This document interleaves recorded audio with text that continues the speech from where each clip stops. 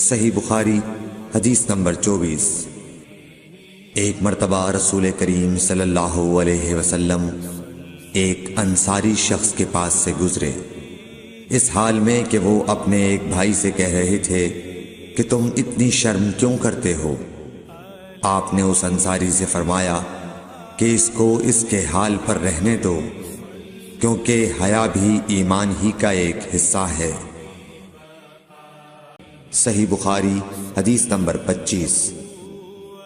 رسول اللہ صلی اللہ علیہ وسلم نے فرمایا، مجھے اللہ کی طرف سے حکم دیا گیا ہے کہ لوگوں سے جنگ کروں اس وقت تک کہ وہ اس بات کا اقرار کر لیں کہ اللہ کے سوا کوئی معبود نہیں ہے، اور یہ کہ محمد صلی اللہ علیہ وسلم اللہ کے سچے رسول ہیں، اور نماز ادا کرنے لگیں اور زکوٰۃ دیں۔ جس وقت وہ یہ کرنے لگیں گے تو مجھ سے اپنے جان و مال کو محفوظ کر لیں گے، سوائے اسلام کے حق کے۔